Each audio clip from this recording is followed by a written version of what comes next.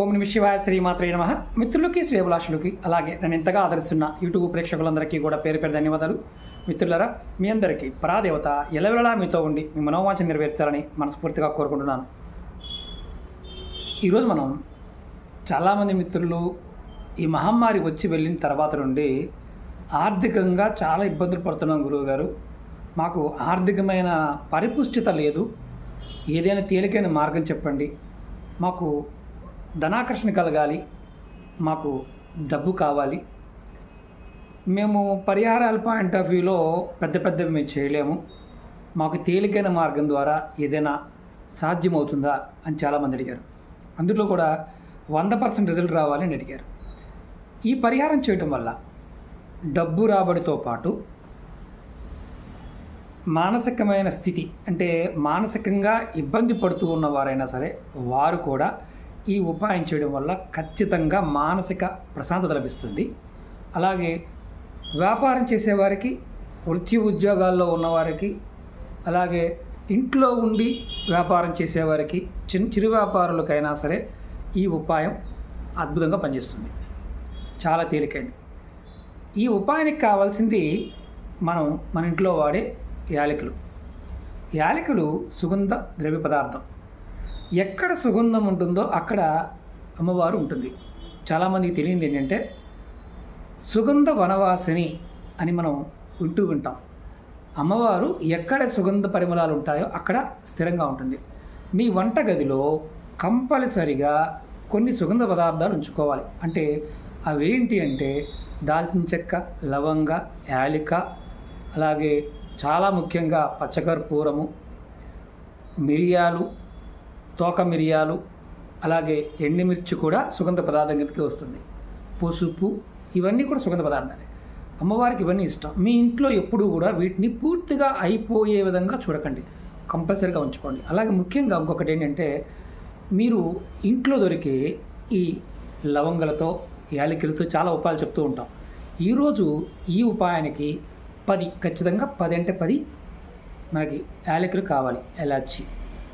మీరు ఏం చేస్తారంటే రాత్రి పడుకునే సమయంలో మీరు ఈ 10 ఎలాచీని ఒక చిన్న బౌల్లో కానీ, గాజు బౌల్ కానీ, లేకపోతే స్టీల్దైనా పర్వాలేదు, లేదంటే ఒక పేపర్లో, తెల్లటి పేపర్లో అయినా సరే కట్టుకొని మీరు పడుకునే మంచం ఏదైతే ఉంటుందో, మంచం మీద పడుకున్నా, కింద పడుకున్నా, ఎక్కడ పడుకున్నా సరే మీరేం చేస్తారంటే ఈ 10 ఇలాచీని మీ పక్కన, అంటే తల కింద కాకుండా పక్కన పెట్టుకోండి. ఓపెన్ బౌల్లోనే పెట్టుకోవచ్చు, ఓపెన్గా కూడా పెట్టుకోవచ్చు. ఇలా మీరు రాత్రిపూట నిద్రపోయే ముందు ఈ యాలకులు పెట్టుకోవడం, పడుకుని నిద్రలేచిన తర్వాత ఆ యాలకులు పక్కన పెట్టుకోవడం, ఇలా మీరు రెగ్యులర్గా చేస్తూ ఉంటే ఈ సుగంధ శక్తి వల్ల మీకు లక్ష్మీ ఆకర్షణ కలుగుతుంది. అంటే మనం నిద్రపోయిన తర్వాత మన శరీరంలో ఉన్న నెగటివ్లన్నీ కూడా బయటకు వస్తాయి. మంచం మీదనే జరుగుతాయి ఇవన్నీ. అలాంటప్పుడు మనకి తెలియకుండానే కొంత నకారాత్మకతను కూడా మనం తీసుకోవడం జరుగుతుంది నిద్రలో. అలాంటప్పుడు మీరు ఏంటంటే కంపల్సరీగా మీరు ఇలా యాలకులు ప్రతిరోజు కూడా మీరు పడుకునే మంచం పక్కన పెట్టుకుంటూ ఉంటే మీ మీద నెగటివ్ అనేది తొలగిపోయి లక్ష్మీ ఆకర్షణ కలుగుతుంది.